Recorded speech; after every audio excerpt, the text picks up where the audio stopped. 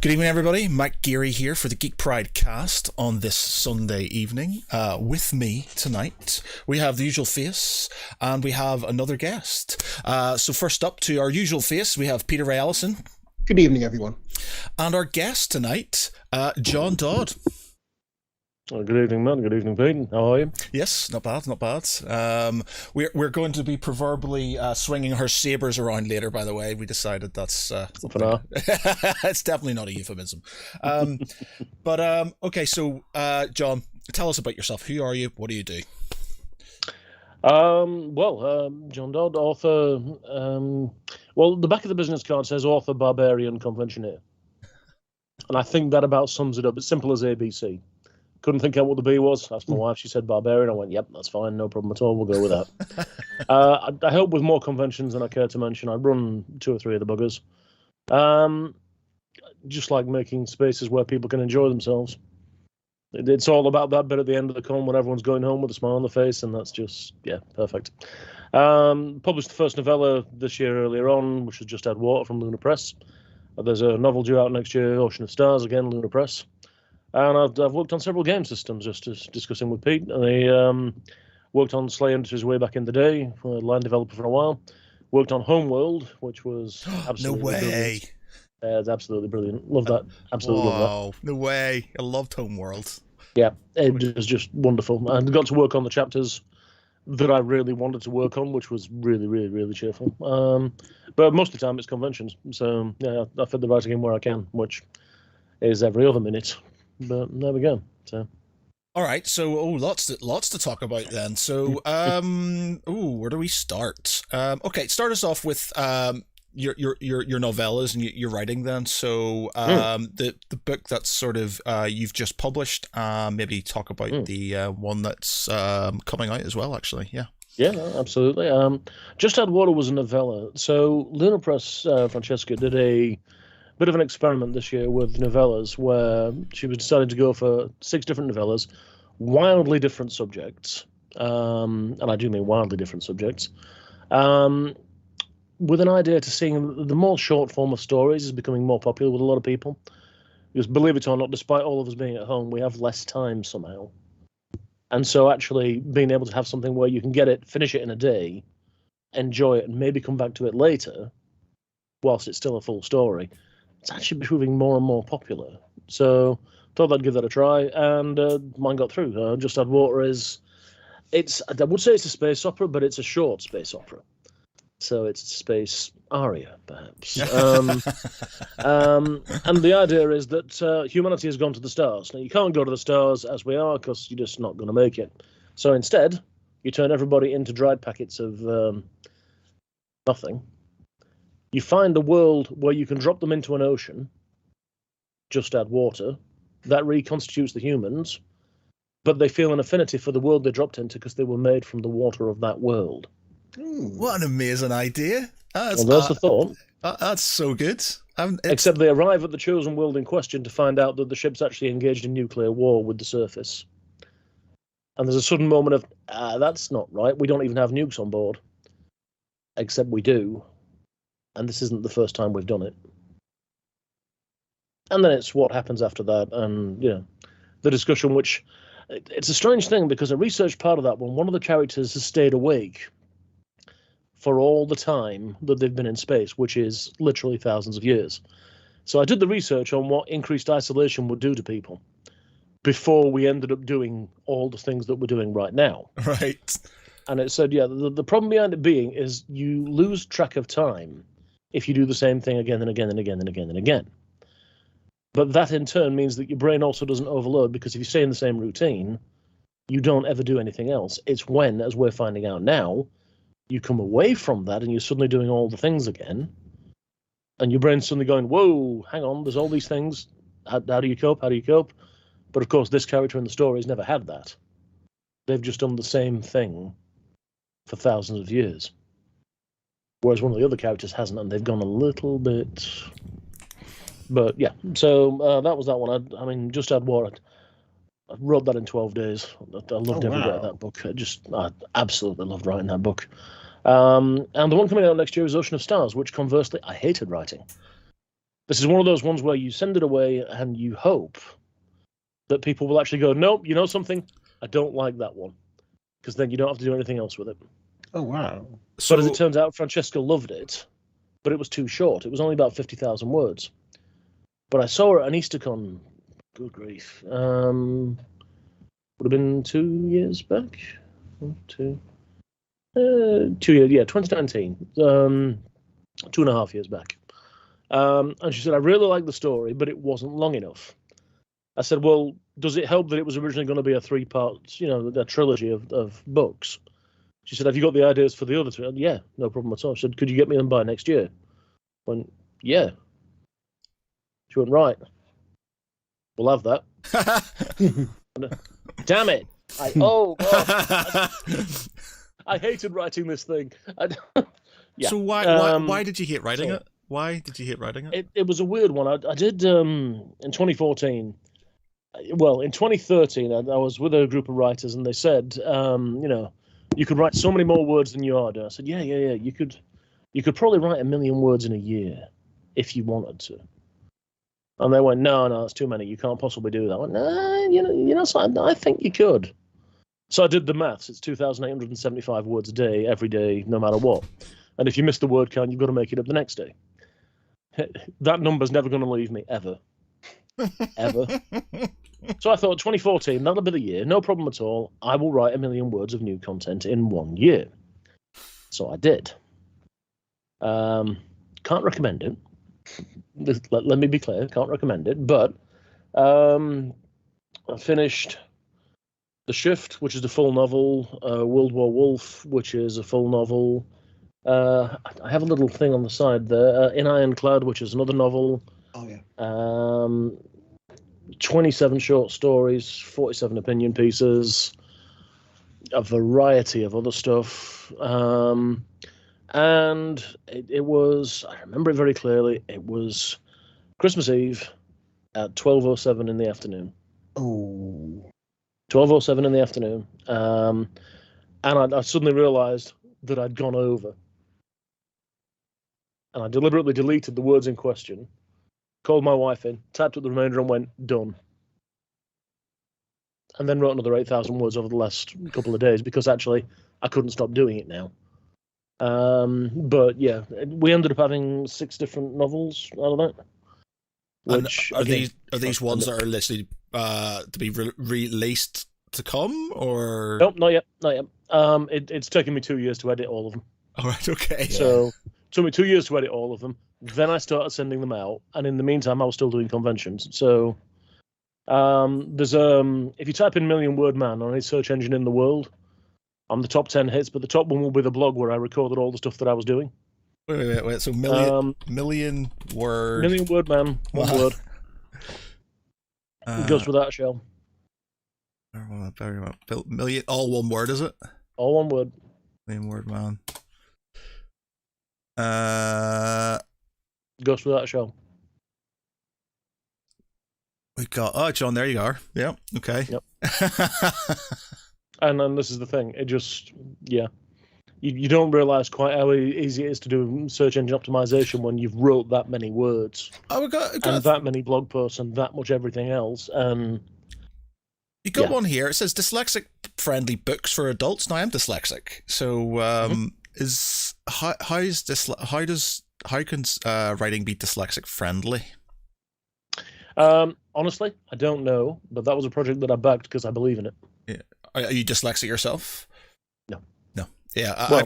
Rephrase. Not that I'm aware of, but I'm dyslexic by now. And it's a massive pain in the ass. I love reading and I love writing and stuff like that, but it's problematic because when I read stuff, I read things that aren't there. Or words don't make sense and I have to reread stuff over and over. So I'm a slow reader. I've got to the point now where I do audiobooks and stuff because I just That's a good call.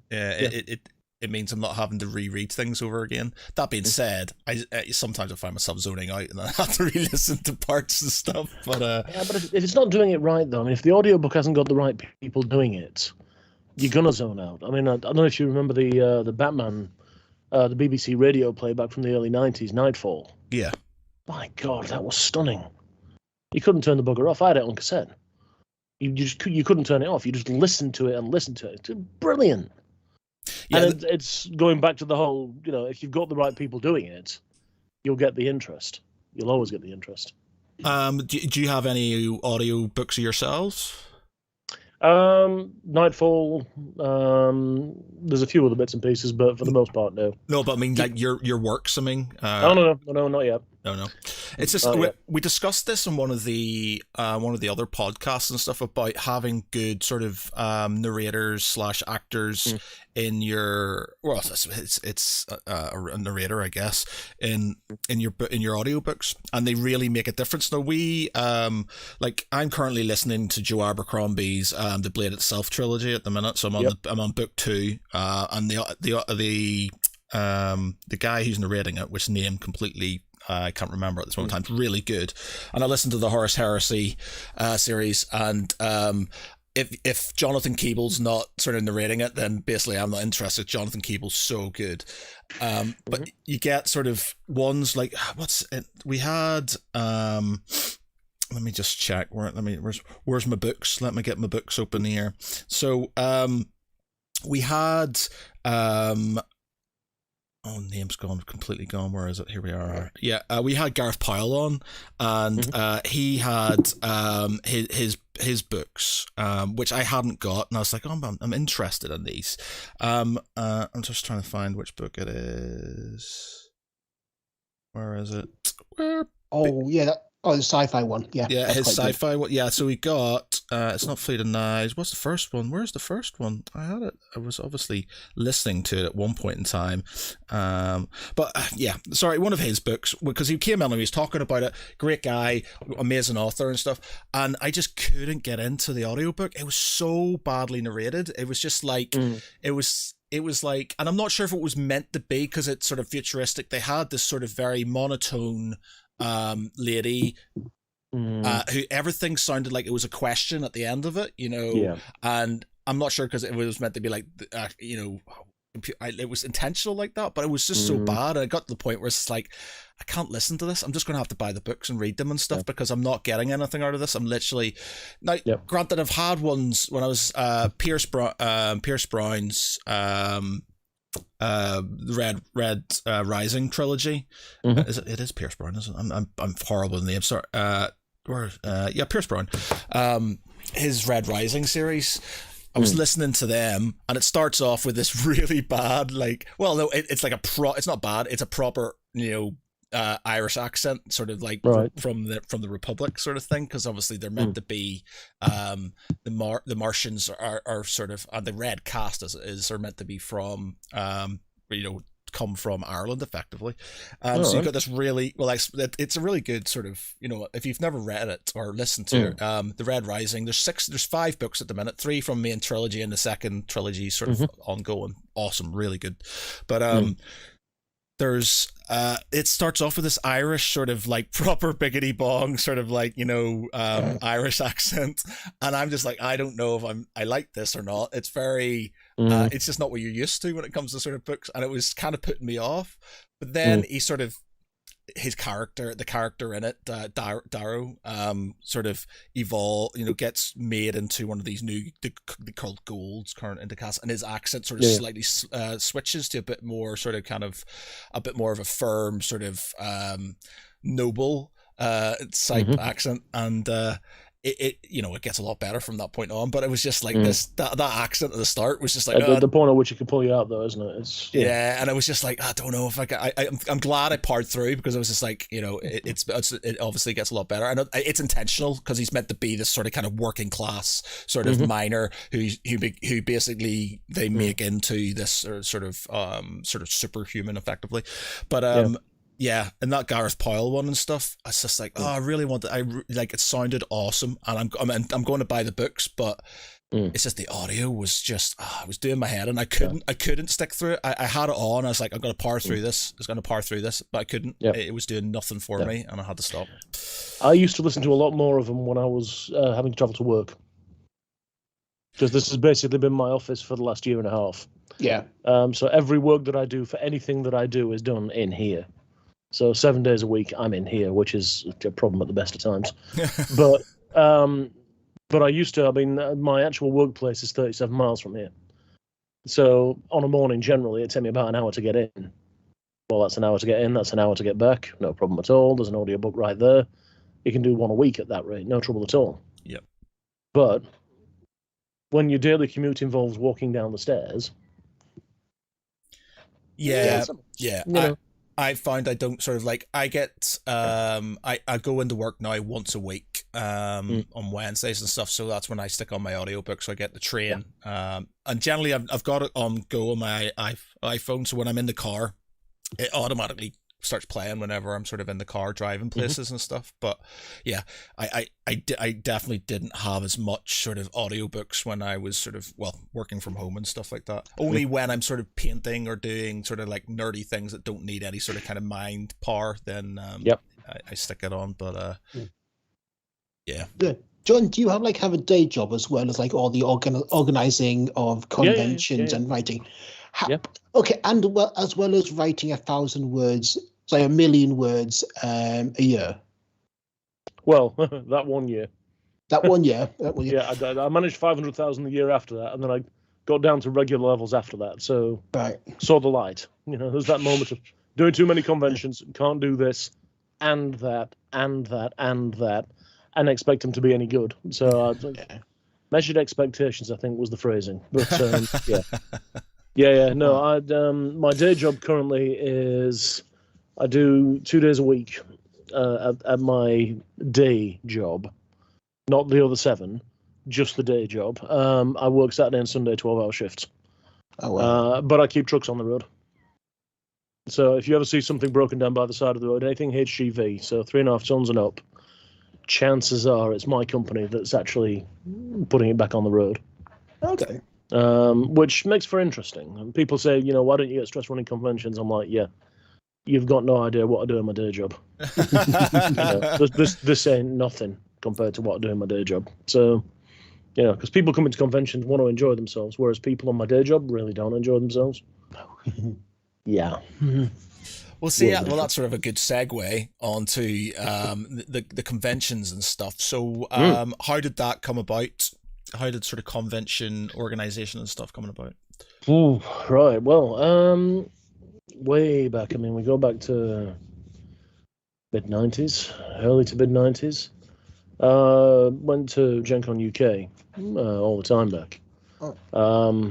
Really quite nice. Really enjoyed it. First time that there'd really been places where you could go. Because, I mean, 1973 born, so the concept of conventions out the window. That happened in America. And then suddenly the Gen Con UK is like, right, okay, so we'll go there. No problem at all. Largest thing I've ever been to. I realise now it wasn't that massive, but at the time, really was. Millions of people. Look, there's geeks everywhere. Brill. I'm not alone. That'll do. I've always been a GM, so I always run games.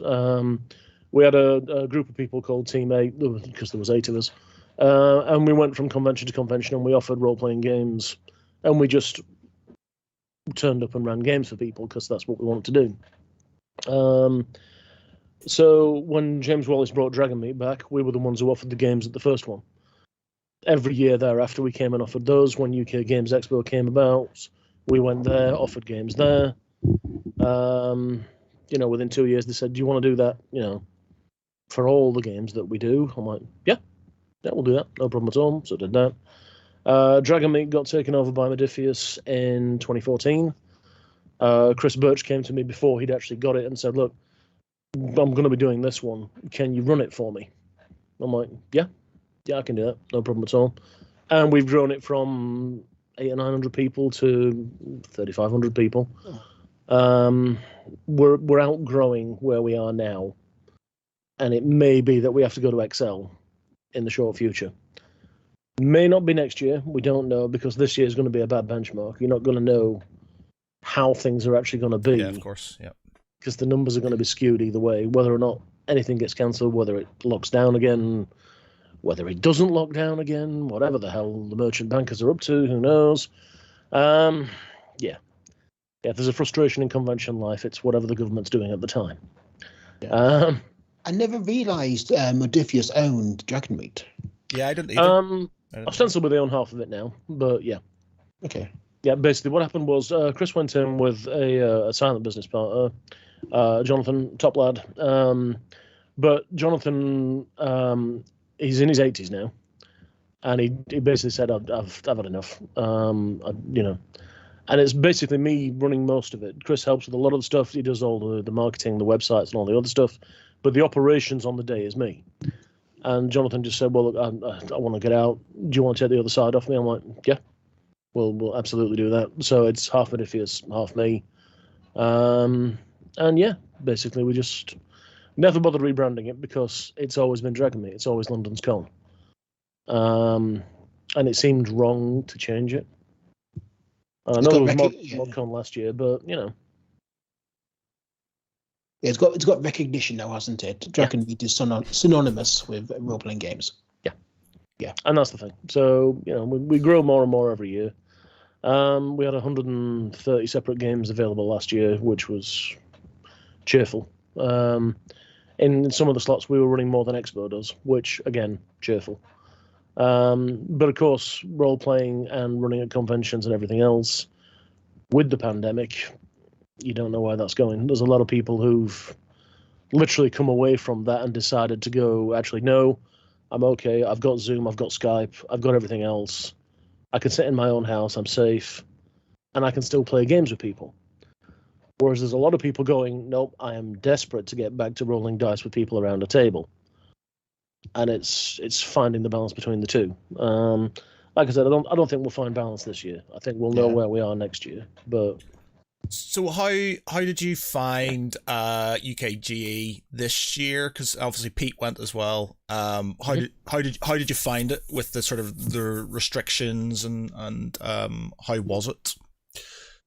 Well, it wasn't a problem. We had a moment where we opened the doors, and I'm presuming you've seen Jurassic Park. Yes. You know that bit where they say they're flocking this way? Yeah. Yeah, that bit. So there's always that bit where the crowd first comes rushing at the gate. And we're all stood there. We open up the main gates. I open up everything else. We go to open. I'm stood there with everybody else because we've opened up the trade hall first. And as we stood there, there's 6 of us there on the main front. And we just, just make sure people are there, make sure people are coming in. I said to anybody, look, if you suddenly have a moment of, I can't cope with this, step back, step behind the barrier. It's fine. Don't worry. The rest of us will pick up on it. No worries. After 5 minutes, one of them just glanced across and went, yeah, I remember doing this. This is not so bad. And I think a lot of it was that we had the COVID wristbands. Now, the COVID wristbands were evidence that you'd had a COVID pass. You've got a COVID pass. You've been certified as cleared. You're good to go. So as people are approaching the main stand, we're going, look, show your bands. Now, the second people held their arm in the air and everyone around them went, everyone around me's got one of those. I'm safe. Everyone suddenly speeded up. And you saw the reassurance of that. That paid dividends. And I think, if I'm honest, I couldn't tell you with certainty, but Friday was reasonably quiet. Expected it would be. I think there were a lot of photographs taken of Expo reasonably quiet. A lot of people went, that's quiet. Excellent. I'm going. Which, of course, then turned Saturday into everyone's there. And then there were a lot of pictures of Saturday going, everyone's there, and everyone went, nope, I'm not going. And so Sunday was quiet, which it's a bit of a weird one. I think Dragonmeet may have the same, where you take photographs in the morning, it says it's fairly quiet, a whole bunch of people go, fantastic, we'll go. And then they go, it's not quiet at all. It's like, yeah. There's no way around that. I was there Saturday, in the middle of it, and it felt busy, but not packed, is the best way to put it. Yeah. And I've been for walls for the past 18 months, and I had a whale of a time. I mean, me and my friend PT were just chatting away, maintaining safe distance between everyone, lots of elbow bumping with various people we hadn't seen for 2 years. And it's just great to kind of see people in person, Jared, Angus, and so on, and just talk to them, masked up, wristbands on, but it was fine. And what was telling for me is like apparently there was a few people had been pinged after the event, but no one subsequently tested positive for COVID. Basically, apparently there'd been one case. Apparently, this is what I'm hearing about from secondhand. But apparently there'd been cases where someone had been pinged, but and then subsequently, but they had been subsequently tested negative. So your policies in place were working and were working very well. And this is the thing. I mean, unless you're literally sitting down with people who've got it, that's the only transmission we've seen.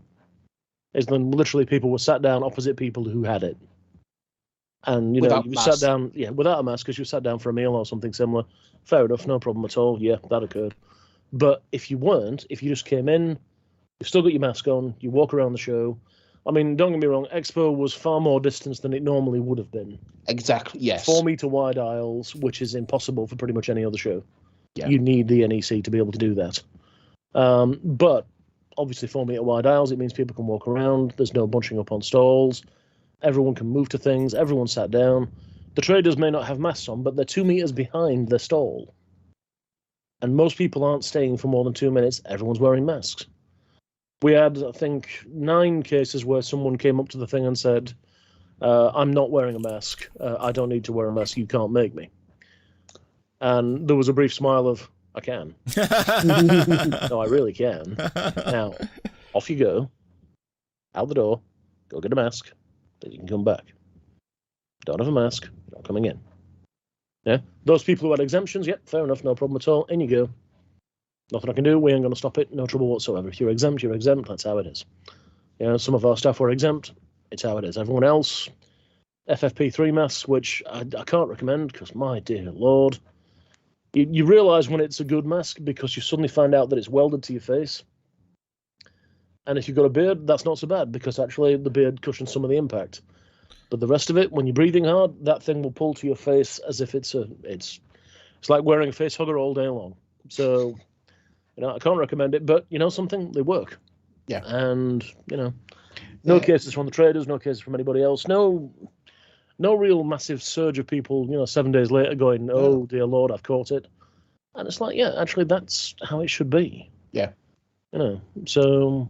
And also, what I found was like pretty much every trader I spoke to there was wearing a mask. Yeah.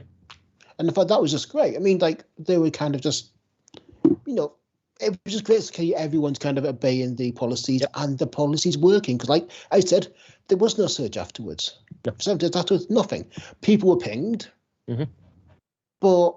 And then you couldn't avoid that. You couldn't avoid that if you tried. Exactly. There was I don't know, it was knitting, patchwork quilting or something. There was a quilting show, that was it. There was a quilting show at the bottom end of the NEC in Hall 5. Yeah. And they weren't enforcing, as far as I'm aware, they weren't enforcing masks. Oh. They weren't enforcing passes. They weren't enforcing anything else. So people to that show could just wander straight in. Problem with that, of course, is that people to that show could then wander straight past ours. So chance of you not getting pinged, zip. Absolutely zip, nothing. I mean, for Dragonmeet, we've said masks. We've had a number of people turn up and say, well, that's not legal. I'm like, no, it's a private event. I can mandate anything I want. If I say turn up looking like something from Gears of War, you have to. Yeah, I'm not going to do that, but you know something? Masks aren't a hard ask. Yeah. A lot of people said, well, I'm not coming if I have to wear a mask. I'm like, okay. Bye. Okay, it's your choice. No problem. But the good of the many, not to paraphrase Star Trek, but the good of the many far outweighs the comfort of the few. You know what I mean? And for events, that's what it's about. It's making sure everyone's happy, everyone's safe, everyone's having a good time. If you can't guarantee all those three, there's something wrong with this picture. Yeah, and to be fair, like wearing masks isn't exactly a bad call. It's not asking you to kind of like sacrifice your firstborn. It was just put a bit of cloth on your face. Yeah. Huh. Yeah. Doesn't have to be an FFP3 mask, it just has to be a mask. Exactly. Yeah. Simple as that. Yeah. So I'm currently back on the dating scene, and the amount of people who I've met or talked to who are anti sort of kind of mask and anti-vax is pretty mad. Like I honestly thought in my naivety I appreciate there were people who were reticent about it and people who were unsure in general, but I didn't realize how many people there were that really just thought this was a massive government conspiracy to control us all. And I'm just like, holy shit, wow, this is mad. Well, I mean, to be fair, I live in South Yorkshire, and practicalities. So the second the masks became non-mandatory, most of them came off. Yeah. Seen the same almost instantly. Most of them came off. Funny thing, I went to London a couple of months ago, then a few months after that to do all the paperwork and everything else for Dragonmeet. But when I'm down there, I get off in King's Cross, look around, there's no one wearing masks. On the Underground, there's no one wearing masks. A variety of other stuff. I'm like, okay, this is interesting. And most places I went, people weren't wearing masks. And knowing, because, one of the people who caught COVID at Expo was me. So fair enough, no problem at all. But I know where I caught it. Yeah? Didn't show up until 4 days afterwards.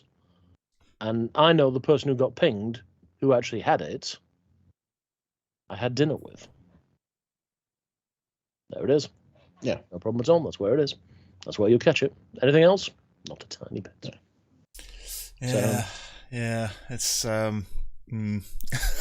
it's a weird one. It is. It's just yeah. It's yeah. The last couple of years have been interesting, and it's just mad that it's sort of bringing out this sort of something that I thought was Northern Ireland's pretty bad for sort of strange views and things, but even there, I thought like it was sort of America was the sort of bastion of all this sort of kind of crazy conspiracy stuff. But recently it's just like it's proliferating everywhere, and there's so many people, especially here, where I thought we were a bit more civilized than that. It's obviously not. Where it's just like, wow, it's just like. It's just mad, and to the point where, like, again, back on like dating sites and things, you have like people who refuse to go on dates with people who are vaccinated, and it's just like, what? I don't understand. I don't know what. That's mad. That's actually insane. It's just like I don't get it. And it's just it's one of those things, man. It's just it's a viewpoint, though, isn't it? It's and of course the other thing is that the problem inherent with the government that we have is that, let's be fair, they haven't exactly been truthful, shall we say, in a great number of things. Yeah. And there's the problem. So you've got that all the people who got screwed over in any way by anything this government's done. Yeah. When it's lied or it's done something else. And now they're saying all this, and you're like, well, okay, I can see why you doubt them. Yeah. However...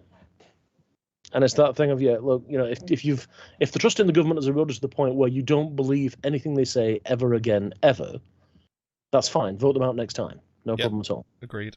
No danger. But in the meantime, nothing they say is going to change your opinion on that, and there's the problem. I mean, it's increasingly in a time of confusion, and Trump saying that the attack on the Capitol didn't happen. And we're like, no, man, we were there. I've got it on recording.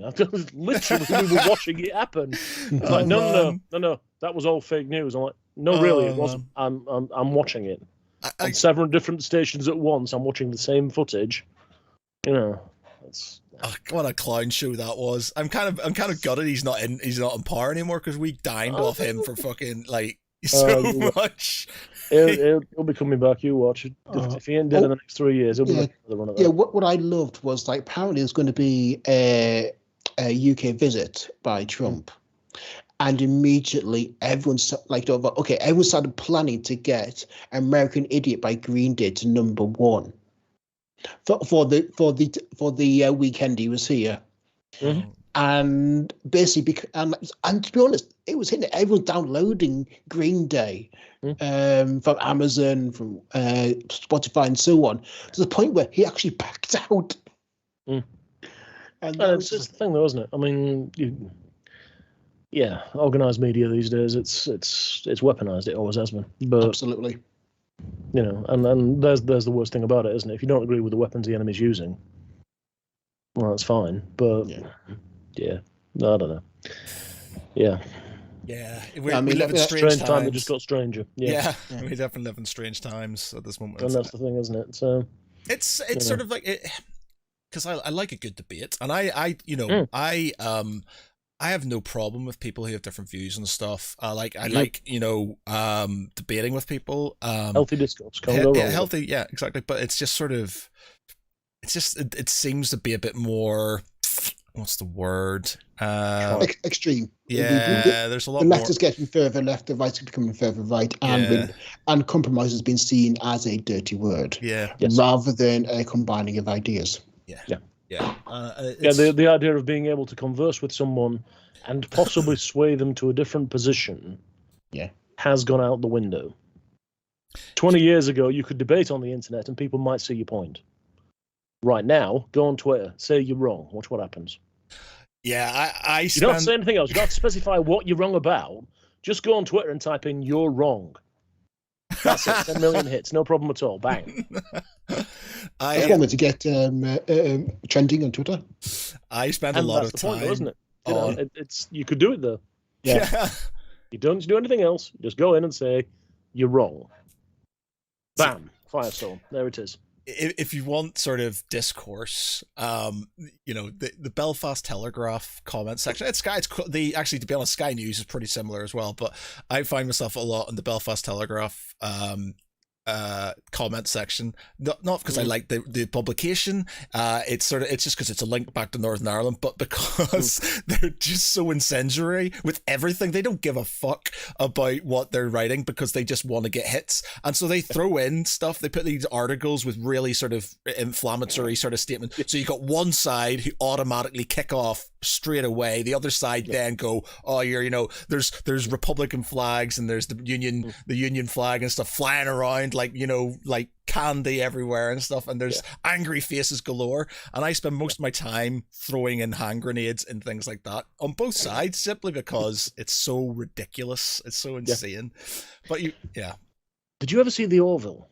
Yes. I love the Orville, it's so good. Did you ever see the episode with the whole everyone is judged by the popular vote? Yeah. Up votes and down votes. Yeah. And you looked at that, I'd say that episode was superb. Yeah. You just looked at that and went, you know something? I hope to God it's not in my lifetime, but I can see that happening. There was another one, was it Black Mirror did a similar one with... the pig's head. No, it wasn't the pig's head. It was the one where... what's his...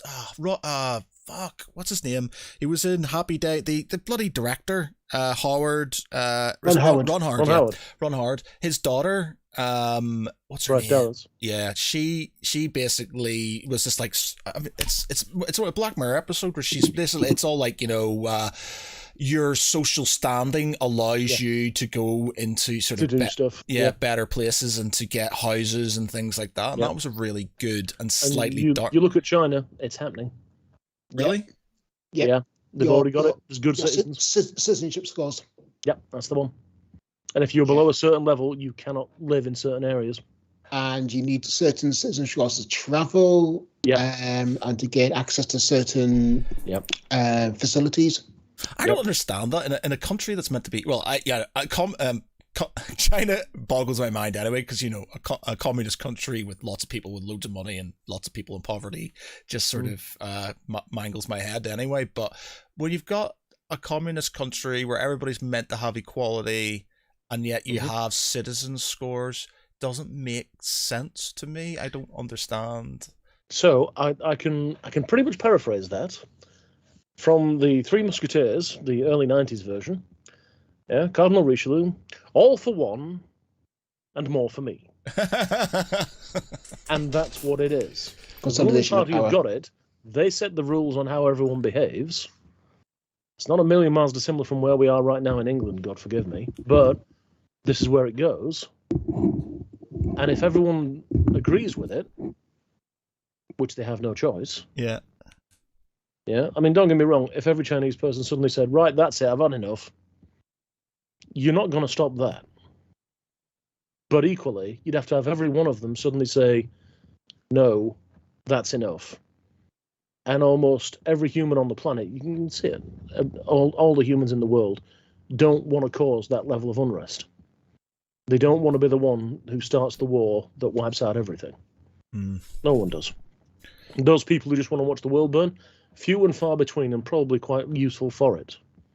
But you saw Putin yesterday arguing about cancel culture and how the people with cancel culture should be cancelled and how he was going to take steps towards that. It's like, well, I'm not sure how you're going to manage that, but it's Putin. He doesn't need to argue this. He'll wrestle the bear. And, you know, when he's finished wrestling the bear, he'll go out there, fists in hand, and go, yeah, no problem at all. Whoever wants a piece. You know, which... Isn't he sort of... he's sort of trying to get, or he's going to get, basically... is it like to be... Oh, fuck, he's got a new title or something? They're going to give him a new title, which basically means... President for life. Yeah, President for life. He's got it. Oh, he's got it, has he? Got it. Yep. God. Got it 2 years ago. Oh, wow, okay. Sneaky, voted in under the radar. No one gets to vote against ever. That's mad. That's insane. Yep. Like, it's just like... Dead man's boots. That's the only way you're getting him out of there. You ever see Death of Stalin? I mean, I literally just watched it. Literally, I've watched it before, but I just watched it. Jason Isaacs. Yeah. Brilliant. Now tell me Jason Isaacs didn't copy Putin. Man, Jason Isaac, that's hilarious. He's so, that cart, brilliant. So I intend to represent the entire Red Army at that buffet. Yeah. You know what I mean? And he walks in with the AK-47s, choose your date for the dance, and then Brezhnev's all like, yeah, I'll have the tall blonde, and it's just like, yeah, brilliant. Oh, and man. Yet, here we are with Putin doing the same thing. So yeah. Well, the thing is, like, I've got my mate is married to a Russian girl, and she's over here and stuff. And there's this sort of like, it's okay to make fun and have a bit of a joke about it, but there's definitely this underlying, like, they know there's a lot of shit going on and stuff, and there's a lot of sort of bad stuff. They just sort of gloss over it because, you know, and he was always really squeamish about sort of, especially when he was there, about being tagged in things on Facebook and people talking about it, you know, on Facebook, because he didn't want to get sort of, you know, disappeared, basically. And it's like, it's mad. It's mad. It's just like, when you talk to them, they're very open about everything being, you know, all this fucked up. Like, I'd love to go to Russia, you know, St. Petersburg or Moscow, you know, I'd love to. Okay. And there's a lot of sort of like, every Russian who I've met who have been, you know, great. But it just seems like they just live in this place where there's this like underlying threat that they just sort of ignore, or not ignore, just sort of have to live with. It's just mad. It's just so like, you know, it's mad, and they just make jokes out of it, and it's like the comedy sort of angle to it. It's all you can do when you've got that sort of thing, though, isn't it? I mean, you live in these things, you either laugh at it, or, you know, what was the phrase now? You either laugh at life, or one day you begin to cry. Yeah. And when the tears start flowing, it's difficult to turn the buggers off. Yeah. So, yeah. There's like, what was it? There was something. There was this documentary on it. It's basically about the comedy in Soviet Russia, and how they basically use comedy as a way to sort of get around their need to sort of criticize the government and stuff, because comedy was seen as it was okay because it was just jokes and stuff like that. It's just jokes. It's just jokes, and so they used that. We're not being serious about this. Yeah, you don't have to worry about anything we're saying. Yeah, well, we're not plotting in the background at all. Have you ever seen that? Have you ever seen a documentary called Chuck Norris versus Communism? No, but I probably will now. Yeah, it's not actually about Chuck Norris versus communism, but it's basically about it's like Hungary, or I can't. It's been a while since I've seen it. It's an Eastern European city, country, and it's how they use they weren't allowed to have American American films, and so all these American films would get smuggled into the country, and they had specific people who are like super famous now, who would sort of dub these American films, and they were all done it was all done, even like the government would pay for these films to sort of come in and stuff, so they could they could watch them and stuff, even though it wasn't allowed. And it was about those films and the people who dubbed them over, and so you would have like Chuck Norris films and Rambo and things like that, all these sort of kind of action films. And it was just about all these people who'd have these sort of like little sort of kind of cinema clubs, and they'd smuggle in these sort of American films to watch them and stuff. And it's a really good documentary. But it's good though, isn't it? I mean, stuff like that. I haven't seen that one, but I have been to the Chuck Norris Cafe. Right? Okay. Nice. Where's that? It's in Reykjavik. All right. Okay. Oh wow! The Chuck Norris Cafe, literally devoted to Chuck Norris. Amazing. I got as far as getting in the door because the entire windows are plastered with Chuck Norris quotes. And, Chuck Norris doesn't do push-ups. The world moves down to accommodate him and all this other stuff. And I sort of glanced inside, saw several people wearing what can only be described as lumberjack shirts and jeans. And there was a sudden moment of, I'm not sure I could stand in here for more than 3 minutes. There's that brief minute of the irony outside is fine. I'm not sure if I immersed myself in it, I'd ever come back out again. I mean, they did the parody of it when Van Damme did the whole splits between the two lorries thing.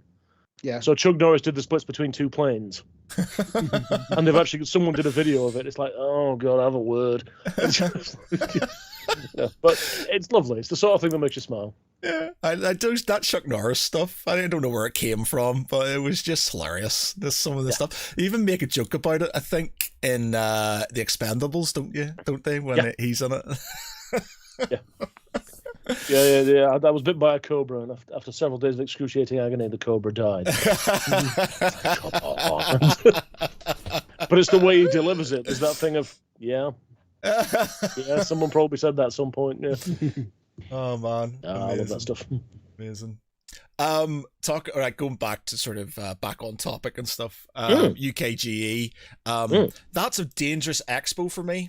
Out of all the expos in the world, the only one that has been more expensive was San Diego Comic-Con, but UKGE is so bad for my wallets that I had to stop myself from going this year. Well, it's always the way though, isn't it? You see, and the other thing is, every trader at UKGE this year, every trader that I talked to, everyone that's given feedback, has said they made more money at this show, so 21, than they did in 2019 when there were twice as many people. Oh, see, I because when Pete was talking about it and saying there was more space, I hate conventions where you're literally crammed in and stuff, because I like to have a browse and I like to sort of Everyone kind of does. think, and so if you're just jammed in, you don't get that sort of because there's people bumping past you and stuff. To be honest, UKG has never been really bad. Like I don't remember it being sort of wall to wall people and stuff. There is space, but I could see that. I could see that if there was more space, that people would probably spend more time, and then you'd have a bit more interaction with the tenders and with the sort of vendors, and they could sell their wares and stuff. But last time I went, I was there with the Geek and Son guys, for the tables, the gaming tables. And weeks ago, actually. Say it again. Went to see them a couple of weeks ago. Oh, they're Tell you really about good. that in a minute. Yeah. Well, I've got one of their I've got one of their tables. They're awesome guys, really great tables and stuff. But it's like I was there with them, and then met up with Pete. Walked around in my sort of imperial knight from sort of Crimson Empire, Star Wars Crimson thing. Empire, Crimson Empire, sort of kind of cosplay that I made. And then the next day I came back with a suitcase just to buy stuff, and I just that's it. I bought a bunch of stuff, realized I couldn't carry it all, and had to come back the next day with a suitcase. So and buy more games. Buy more games, and I literally came out with just I didn't bring any of my camera equipment or anything. I just brought suitcases for all the shit that I was going to buy, and Don't think of it as games you buy. Think of it as an investment for the future. I can't, man. I'm getting to the point now where like, I'm over, and like I just got Steam Watchers from Mythic came through.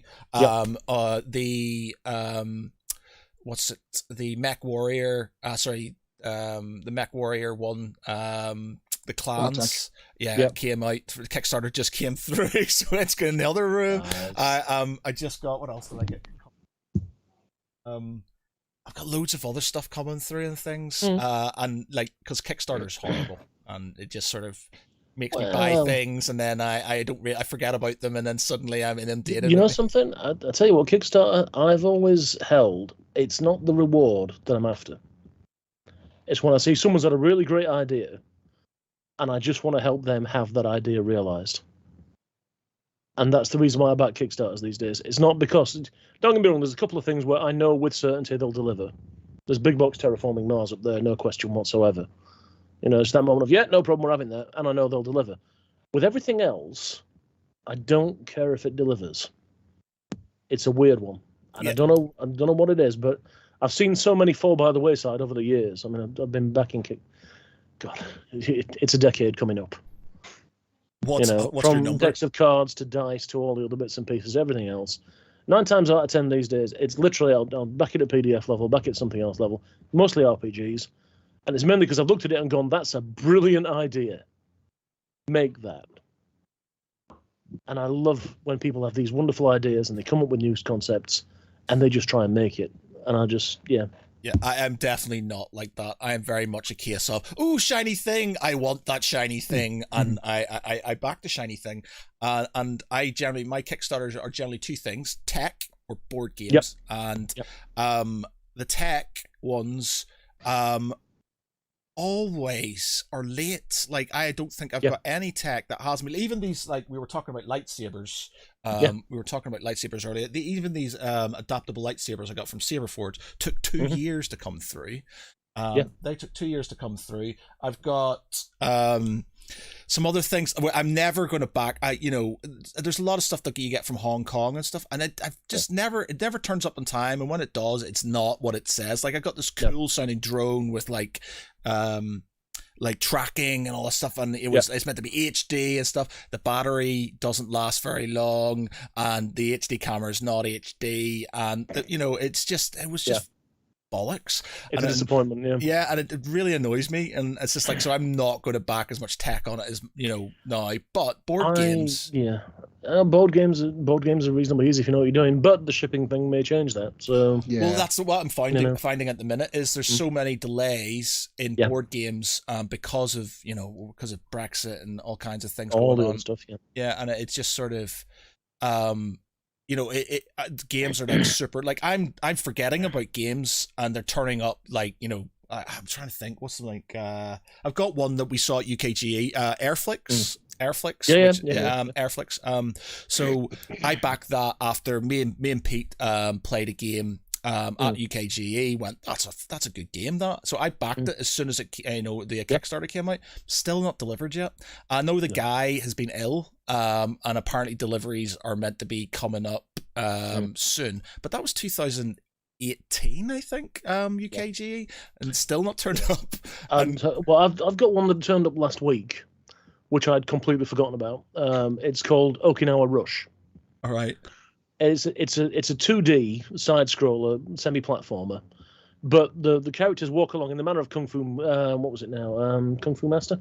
All right. I think it was Kung Fu Master. So literally, you walk from side to side and batter things. But your characters can do most of the moves from the Street Fighter games. All right. Okay. So there's that whole one. I've got that idea of, so I can play Street Fighter against hordes of ninjas. That sounds awesome. That was 2017. Wow. It arrived this week. Wow. There's that sudden moment of, this is freaking awesome. However, there's that moment of, until that point, I'd literally out the window. Every once in a while, I will look in the Kickstarter's file just to see how many I've backed, just to see how many have not turned up yet, and to see whether or not any of them have got a good excuse. The worst one I backed, and I've packed 2 versions of it now. The first, it was Hero Quest 25th anniversary, which was it's 4 or 5 years ago now, so it's 30th anniversary it would be, but it got cancelled because it got taken off Kickstarter because of the licensing for it. And then it was sort of brought in Spain. There was different licenses, so it was run in I can't remember the name of the platform, but it's a Spanish one. So I backed that, and it went into litigation hell, and it literally it's that's 110 quid that I'm probably never going to get back. And there's a Facebook page that's sort of dedicated to basically getting really angry at these guys, and they keep on saying it's going to come, 25th anniversary is going to come, and it's like, it's not coming. And so I've now backed the recent Hasbro one that's sort of come through, but it's been over a year now, and there's nothing coming of that yet, and I'm just like, I don't want the second Hero Quest. It's not going to come through. And this is why I only back things where I'm sitting there going, nope, I want you to make that, because then I don't feel bad. I mean, the only Kickstarter I've ever not backed that I wish I had was Ogre Designer's Edition. Oh yeah, is Ogre the game where you've got that? It's a big game, like, and it's it's massive. It's like a gigantic super battle tank versus various small forces. Yeah. Literally 1980s. I've got video cassette sized Ogre over there. I mean, it fits in a box this big. Oh, okay. Yeah. The actual things inside it are not any different. The game itself is not any different. But these had little like origami type things where you had to build the ogres and put them together. And then you had 3D representations of ogres rolling across the field. So how does that game play? Because I remember being in what was it? It would have been like Fanboy 3 or something in Manchester many years ago, and I saw that and I was like, "Whoa!" I like big games. I like big games. So how does it play? Ogre's lovely. It's an easy system. It uses stacking mechanics. So if you're firing at something, you take all the things on that, you add it all up, you cross-reference it on a table, roll the dice, job done, see where you go from there. It takes a phenomenal amount of damage to kill an ogre. Yeah, because Ogre's this gigantic cyber tank. It's got battle sheets and all sorts of other stuff on it. And the idea is that one-on-one an ogre will beat anything apart from another ogre. Guaranteed. It can't not win. But the idea is to get your other forces and arrange them in such a way that the ogre can't wipe them all out. And then play it tactically like that. So it does work as a game. You wouldn't play it too often, which is the reason why I didn't back it at the time. But when you do play it, it's wonderful. It's half an hour to an hour. You have a great time. Simple battle game. Job done. No problem at all. Nothing more of it. Asymmetrical warfare, basically. One big force against lots of smaller forces. Yeah. And is it one person plays the ogre, another person plays the other force? Is that how it works? Yeah. Okay. If you try to imagine like Adeptus Titanicus or something similar. Yeah. One person's got a warlord titan. Everyone else is using foot troops. Right. Okay. And warlord titan will squash anything it comes into contact with. But it's got to get into contact with it first. Right. Okay. So it's good. It makes for interesting battle. I mean, you can play it with forces against forces. It works just as well. I mean, the actual mechanic on it is very elegant, but it's just one of those things where it's literally just a war game. I do love a good war game, me. It's just like and it's good when you get it. But I mean, I love playing Epic. Oh man, I just 40K Epic. I love that stuff. Oh, I've said this so many times that if Games Workshop brought back Epic properly, I'd probably sell my sort of regular stuff and go back to it, because I bought a load of old school Epic things. Like I've got boxes of it there, but nobody plays it, so they're all just sitting there in boxes and stuff. But I love that game. It was the scale is just like how I imagine sort of scale. 40... You had to employ tactics. You had to employ other stuff. There was another one that came out a couple of years ago, All Quiet on the Martian Front. Phenomenal game. It was literally Martians versus humans. It was brilliant.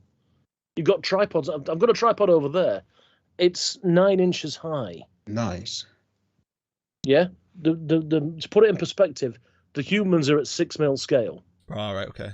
So the tripods are literally this big. So you've got your humans on the board and the tripods walking all over them. It's like, this is perfect. Yeah, I love this. This is absolutely perfect.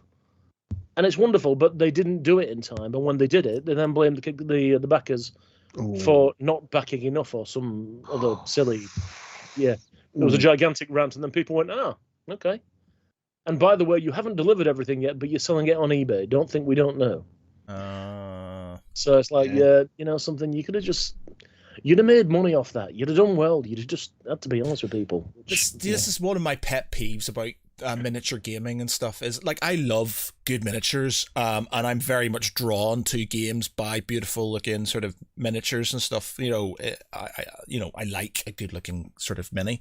But one thing that really annoys me, especially games like 40k and skirmish games, it's just like, there's no scalability, and it's like 40k is a good example of it. Is they started it off as a small scale skirmish game, and then they had sort of like Epic. Epic was the sort of, the version where you could go bigger, and then they kind of went, well, we're going to throw all the big stuff into the small game.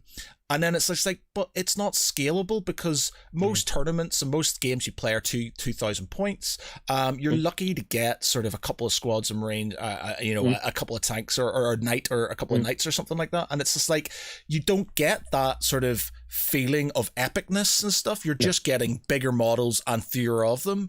And it's just like, it doesn't feel it. Whereas if you've got a game that had scalability where, you can have smaller forces and then they can scale bigger and stuff, it just, for me, it makes a lot more sense if you want that sort of thing. But to actually have a battlefield rather than, 6 Marines encounter 37 orcs. Yeah. It's like, what was that? You know what I mean? Yeah. It's like, nah. And when we played Epic and you've got there's a line of tanks there. Well, that's okay, because I've got a Phantom class Titan coming across the field over here. And it's like, perfect. That's 40k. Yeah. There is no take your pick. There is only war. Yeah. Can I buy a newspaper? No, there's only war. Yeah. Perfect. You know what I mean? Wonderful stuff. Like, remarkably silly. Loved it. Yeah, it's awesome. All the way back to Rogue Trader. In fact, all the way back to when they first called it God Save the Emperor. Oh shit! I never knew it. First working title. All right. Okay, White Dwarf 93. It's in the library somewhere. But God Save the Emperor. That was originally going to be the name of it. Wow. And then it turned into Warhammer 40,000. I'm like, Warhammer 40,000 is a far catchier name. But God Save the Emperor is what it was going to be. And I have loved that since it came out. Yeah, like I was in. I had Rogue Trade. Like, first, I remember my sort of, as much as sort of. Everyone looks left all of a sudden. It's like, the first ever, like, proper, like, my dad was into historical miniatures and stuff like that, so I've got loads of Napoleonic things, and like the old school war games where it's like hexes and little sort of cardboard shits like Battle of the Bulge and sort of the Winter War and stuff like that. So I've got loads of those, but I remember him turning up one day. And see, I've got a bit of a love-hate thing for 40k. I love it, but yet I hate it. And it's sort of like, I kind of wish they were better at certain things. The lore's amazing, but I remember him turning up with this sort of blister pack of these, like, Marine. Mine's down there. My 9th edition's down there. I've only played 2 games, and considering I used to do tournaments and stuff, I've only played 2 games. I haven't even played one. I've only played 2 games of it.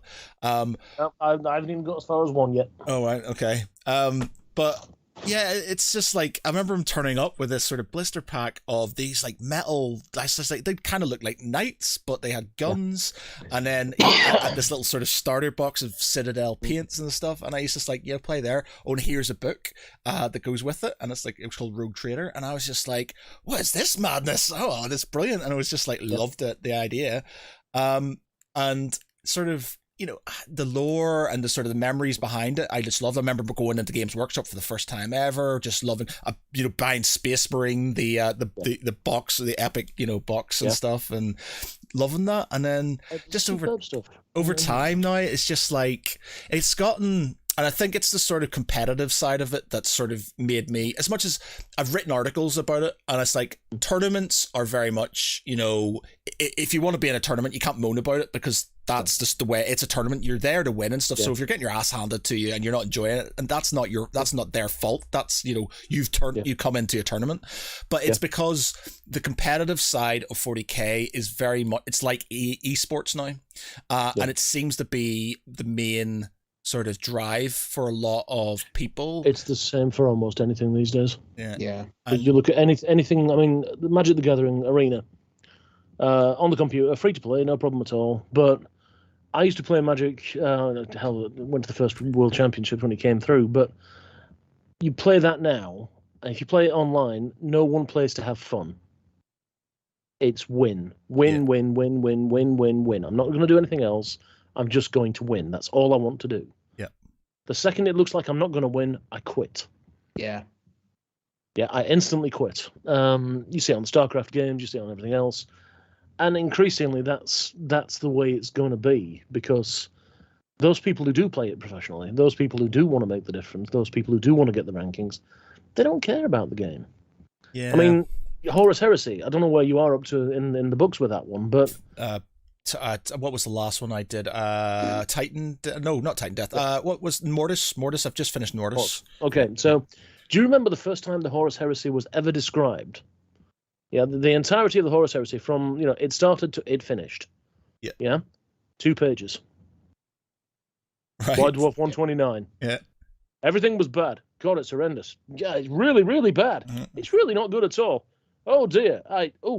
Fight. End. Right. There's the Emperor off to his throne. 2 pages. Brilliant. I think it's now had, what, 2 million words? Yeah, at least. Plus. Yeah, well, 60 different novels, and now there's a new series I'm given to understand. Oh yeah, which I haven't checked out yet, but it's about the story of the battle on Earth. Yeah, it's Siege of Terror, so that's book 5. I'm on book 5, or was it book 6, Mortis and stuff? So yeah. I'm on book 4 of the first set. That's as far as I got. There was a sudden moment of this is going to go on forever. Flight of the Ice, sort of Flight of the Eisenhorn. Yeah, Eisenstein, sorry, yeah. And I loved it, but there's that whole thing of but I remember 2 pages. The thing is that encompassed most of this. The Horus Heresy books I love. I think that they're the one thing that I still, and I've got lots of them, and I've read a lot of them, but and I've got a lot of them on audiobook, but book 1 to 4 you kind of need to read, because they're the main sort of kind of the fall of Horus. This is where it started going back. So they're must reads and stuff. And I'm trying to persuade my boss at the minute to read them, because he gets me into a load of books, and I'm like, right, this is super nerdy, but you should give these a go. So those are the first 4, but then there's specific ones within the list of books that you read, and I think like the Burning of Prospero is one. 1,000 Suns is another one. Because I'm a Space Wolf guy, so Wolfbane's really good. There's some, you basically pick a legion, and you follow them through and you stuff. Stay with that, Dark Angels. And then so there's a lot of good Dark Angels books and stuff. Like I've gone through a fair few of them and stuff, and there's a few of them sort of that advance the story. What's the name of it? I can't remember now, but there's a few that sort of kind of they advance the story. You definitely read those, and the other ones are just periphery type stuff that are good to to good to read too if you've got the time. It's good additionals, but it's not actually. It's like if you were writing the novel of it. Yeah. They'd be the bit that the editor would probably go, you don't quite need that bit. Yeah. That's okay. You don't need that bit. You do need this bit, and this bit. That bit, however, you segue just a little bit. You don't really need that. Yeah. The only that's where I had the problem, because I couldn't keep up with, it's like 1 a month for the last God knows how many years. And it's like... Well, yeah, so I went through a stage of I just went down, found a list of the ones that I felt like I needed to listen to, because I do audiobooks and stuff. And I've got the books as well, but and so I've read through those, and then I've kind of gone back and started listening to this peripheral stuff. Now, the Siege of Terror stuff, you have to listen to them all, because they sort of are like literally sequentially and moving on the story and stuff. So but the thing is, there's lots of characters that kind of appear in the books that if you haven't read certain ones, you go, who's that guy? Who's this guy? And you have to kind of sort of, either know about them kind of, in the lore in your own head, or... And that's the weird thing though, isn't it? It's almost like it's the MCU before the MCU realized what it was doing. Yeah. And Warhammer was there first going, no problem at all. Right. Do all this, but you've got to read everything to know everything. And now we've got this other bit. And if you haven't read everything else, a lot of this ain't going to mean nothing. Yeah, but surely though that's bad writing. Because I mean, it's not. If you got to introduce the characters properly, if it looks like a later Marvel film, when they kind of bring in characters from other films, they make the point of introducing them, giving them context. I agree. Whilst the Horace Henry novels, it's just like, he's this guy. Who is he? I don't know. If you've not read that book, we presume you know. Exactly, and that is wrong. Yeah, I agree. There is sort of like there's a character in it. You'll know about him. Having read the first book called. Oh fuck! It's not Garrow, but Garrow's in it. What? Oh fuck! He was one of the Mournival. One of the Mournival Marines. Fuck! What's his name? Logan. Garfield Logan. Garfield Logan. So he, spoiler alert, if you haven't read the books, but, so spoiler alert. If you haven't read the books, this ain't going to be a problem. Yeah. Garfield Logan, he basically, in his arc, he is killed for all intents and purposes. You think he's dead. Now, he appears again later on. But the thing is, you kind of need to read some of the Garrow books, because Garrow, which is basically a novella, one of the sort of kind of side things, he finds him on the planet that was virus bombed, and he's this character called Cerberus, and basically Cerberus is, Garrow's mad, sort of, he goes insane effectively, and then sort of has to control himself, and he's basically, all the people that he's killing on this planet were actually basically zombies, and he actually isn't killing people, but he's killing zombies. But the Marines who have Garrow and stuff have gone down to try and sort of figure out what's going on, thinks that this is happening. So it's one of these sort of little side arcs that you don't know about. But then if you've ignored those side arcs, and then you go on to the sort of Siege of Terror books and things like that, and looking and stuff's there, and you're like, wait a minute, didn't he die? And so you'd have to go back and sort of go, oh right, okay, so he doesn't. He comes back in the because I remember talking to my mate about it, and he's massively into his 40k lore. I said, he's alive? And I was like, yeah, he's alive. In the Garrow books, he comes back and stuff. So you kind of sort of. That's not the way it should be. That is just bad writing, though. I'm sorry. I don't know. I don't know if it's bad writing, because you've got such a wealth of stuff that's hard. You can't sort of that's the one thing they're doing well. They are scaling it so well, because there's so many chapters. There's so many legions, so many characters within each legion, and they're all getting a chunk of story, and those characters will have to be, in the end at these sort of points and stuff. So it's like one of those things. It's like you may not be able to read them all, but it's like I don't think it's bad, right? Because they're trying to tell the story of something fucking huge, something massive. And you'd seen that was originally 2 pages. Yeah, that was written in 2 pages. Yeah, exactly. You didn't get the minutiae if it weren't there, but you know something? Bad stuff happened. There was a fight on the Eternity Gate. Really bad stuff. Bloodthirsters, problems. Horus, Emperor, bash. There we go. Done. Thing is, but I wonder when it's all done and it's settled, and the various characters have either been killed or removed from existence, or take your pick. I wonder how much interest that's going to hold. It's like the Game of Thrones thing. As soon as you realise that character doesn't make it at any point, are you then still going to go back and go, well, actually, because I remember that, I mean, spoilers, Blake 7. I've only ever seen 6 minutes of Blake 7. Okay. It was the last 6 minutes. I literally came in, and it's like, right, so blam, blam, blam, blam, blam. Oh, bloody hell, this is a bit violent. Good grief, what's happening here? And then the Zaven stood there, and you hear lots of gunshots. And I'm like, right, whoa, that was the last episode? So everyone dies? Why would I watch this? Well, the thing is, with 40k, you kind of know what's going to happen, don't you? Because if you kind of know, so you know what's happening. You kind of know most of the characters. Well, the main. And by the time they get to the year 40,000, it's not going to be a problem anyway. Yeah. There's like Bjorn the Fellhanded, and that's about it. Oh yeah, Bjorn. Yeah. Oh man, there's such a good book with Bjorn. It's called The Emperor's Gift. It's about the Grey Knights and the Space Wolves fighting each other and stuff, and Bjorn rocks up and starts smashing some heads, and I was like, amazing. And the thing is, I can't. Are you ever going to read Prospero Burns? I don't know if you are or not, but Yeah, so basically, I don't remember it too well because.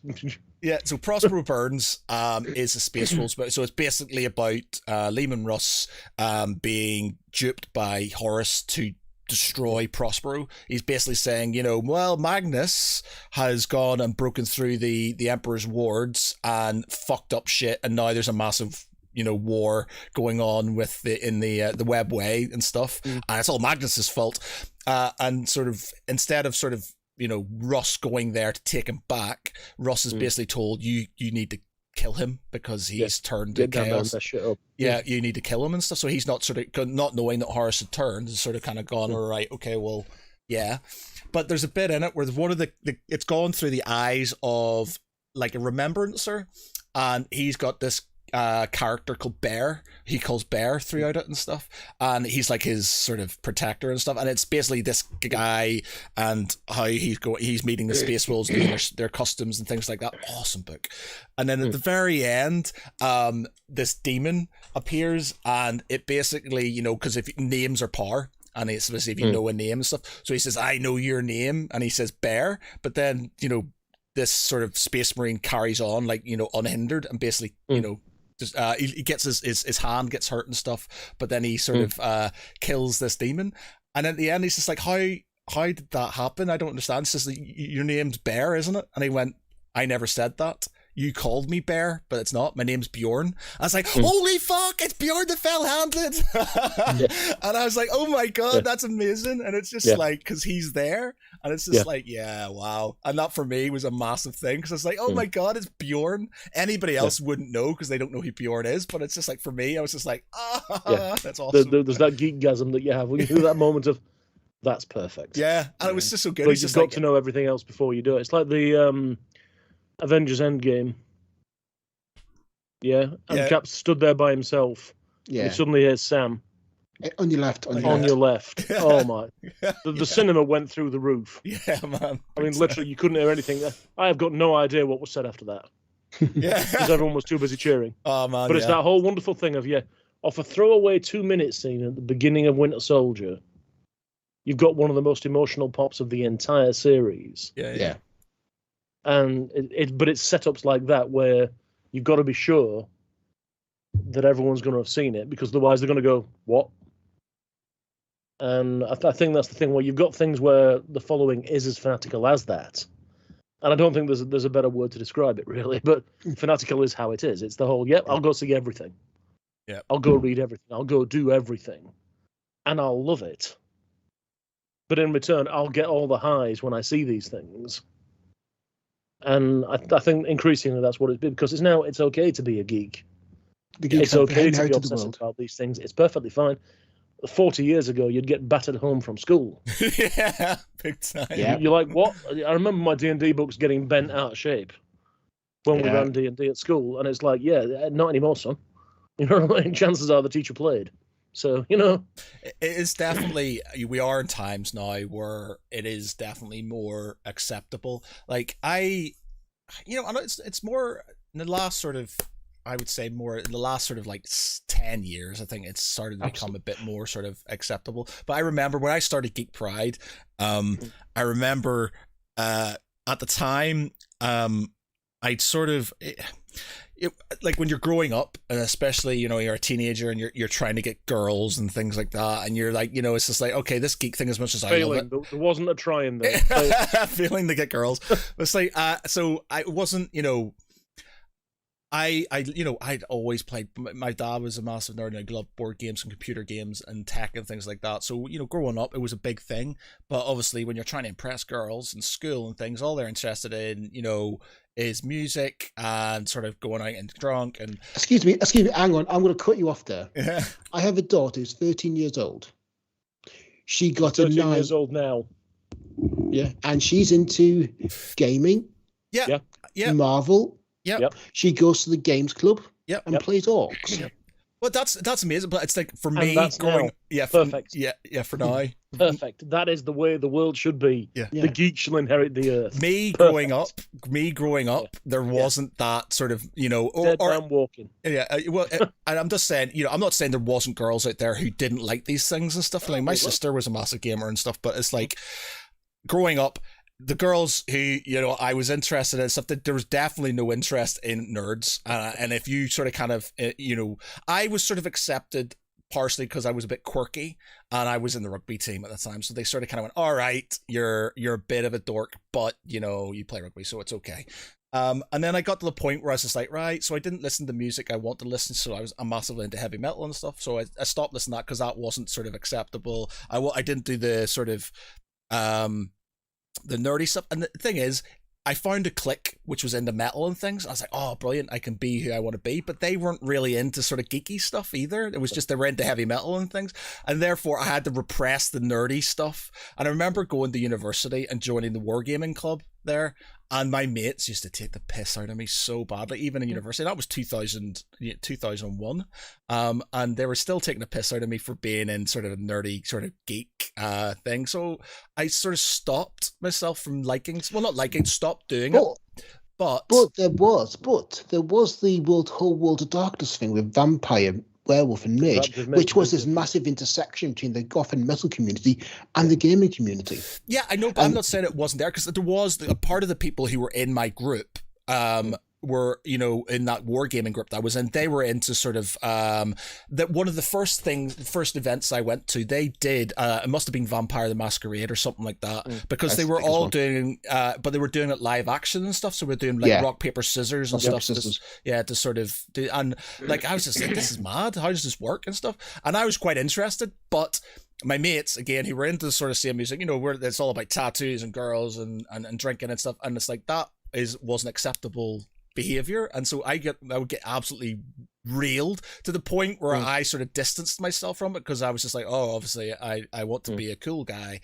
And it got to the point where I went through so many years of repressing who I was, and like literally sneaking into Games Workshop now and again to have a look at something, or maybe buying a game inside, or Christmas me and my brother would play something and not tell anybody about it. And then I just remember going into Games Workshop in Manchester once, and this would have been, how long's Geek Pride's been going for? Nearly 2013. 2013, sort of. We're older than that. I think we're like 9 years old. I think we're about 9 years old. And I remember sort of 9 or 10 years old. So we're coming up to our decade soon. But I remember going in and buying, like, it was the Sanguinar. I think it was like the Sanguinar or something like that. And sort of like, I was like, oh, fuck, that's an awesome model. And I was just like, I want to paint that and stuff. And I remember the guy turning around to me and saying, do you want like a normal bag instead of the Games Workshop one? Because, and obviously at the time they knew that sort of like people didn't want to be seen with these sort of things. And I turned around to him and I just kind of went, nah, man, just give us the Games Workshop bag. And I proudly walked out with my Games Workshop bag with my stuff in it. And at that point I went, I don't care. I don't care anymore. I'm not, I'm fucking, I don't know what age I was then. I would have been, late 20s, early 30s. And I was just like, I don't care.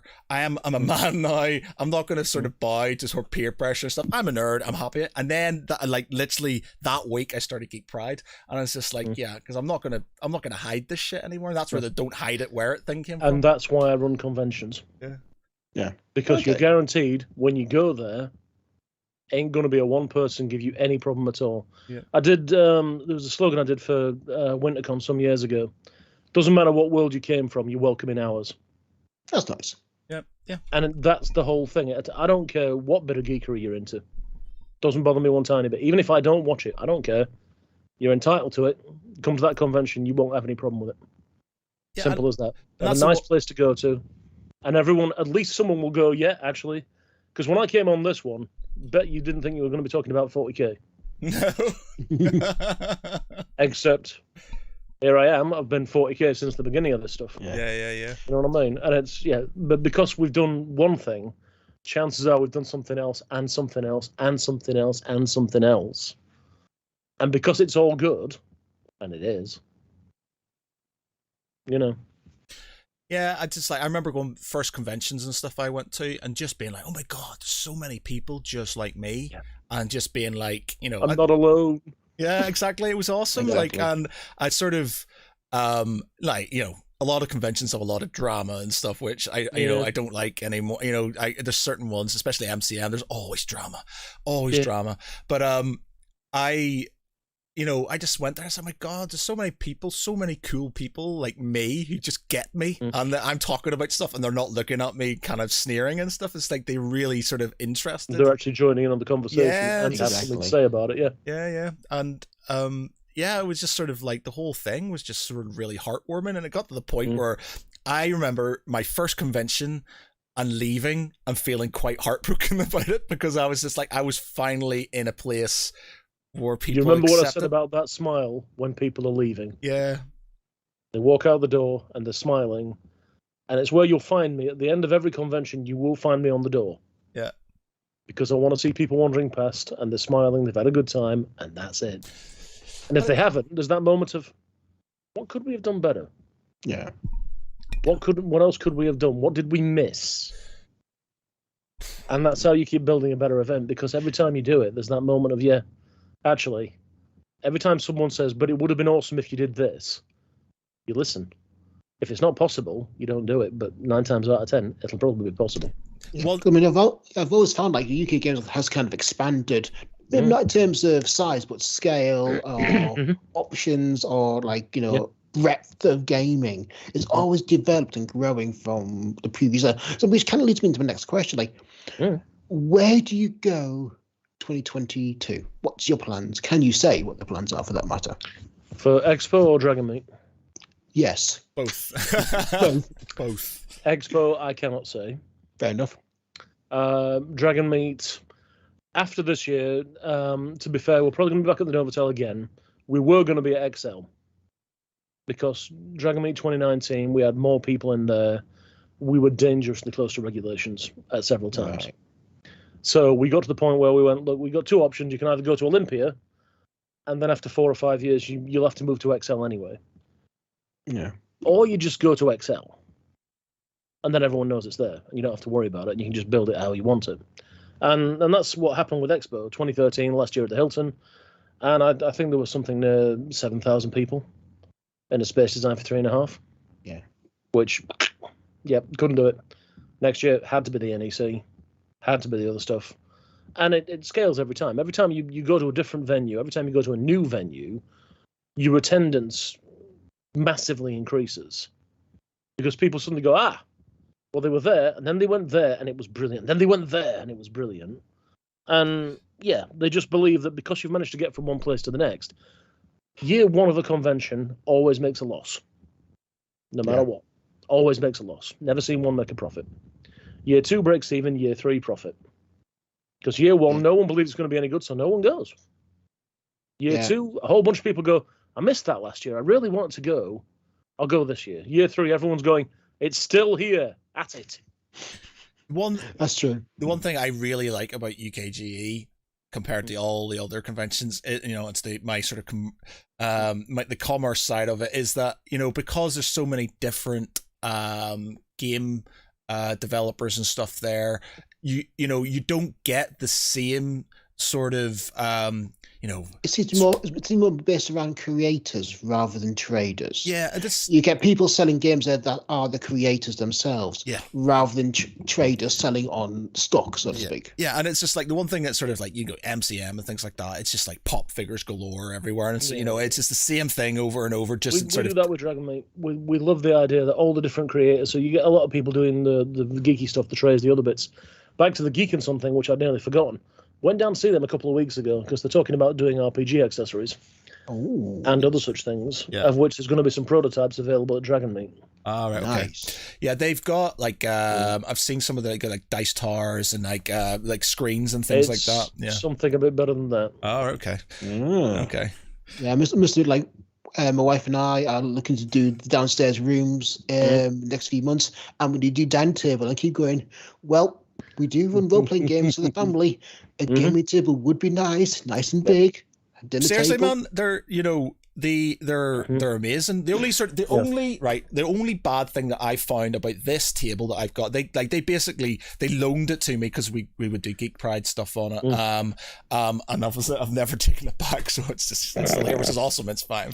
Now he knows. Well, I think I'm hopefully they don't take it back because I'm planning to do stuff on it at some point. I've been saying this for a while, but a lot of shit's been going on. But anyway, the only bad thing that I found about that table was it's got these wooden slats. So you've got basically 3 layers to it. You have a perspex layer where you can put like maps and things under, and you write it. You've got the padded sort of layer underneath the table for like playing games, and then you have slats on top, so you can make it a proper table. So you can have your games underneath, and then you can put the slats on top, and it's just like, and it's awesome because you can, it's the idea. Like I remember when they delivered it to me, and I was just like, I ran up and I gave it a massive hug. My girlfriend at the time got so jealous, like proper jealous. She's like, you've ever been so excited about anything in your life? I was like, you have no idea how beautiful this thing is. This is like everything I've ever wanted in a table. It's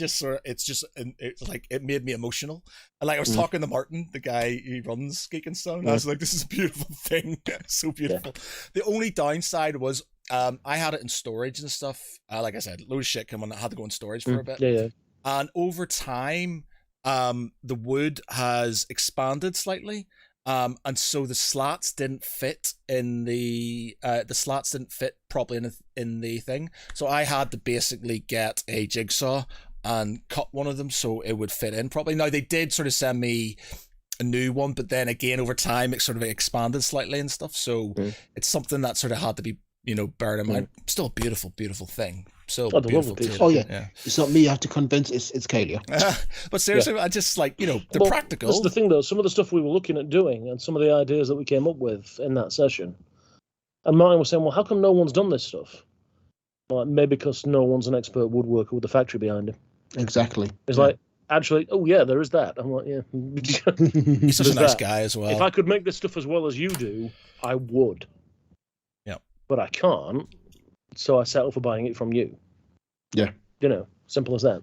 Beautiful things. Like, I've never been like, when they first delivered that to me, I was just like, oh, it's so amazing. Just a beautiful, beautiful thing. I love it. You can't go wrong with them. Yeah, so good. Yeah. Right. I think we're gonna have to call it there and stuff. We're going for about an hour and a half. So it's really appreciate that. It's been very, very interesting. Superb evening. Thank you. Yeah, thank you very much. You're more than welcome to come back. For tonight, I've been Matt Geary. With me has been Peter Ray Ellison. Good night, everyone. And John Dodd. And good night, everyone. Have a nice night. Bye. Bye.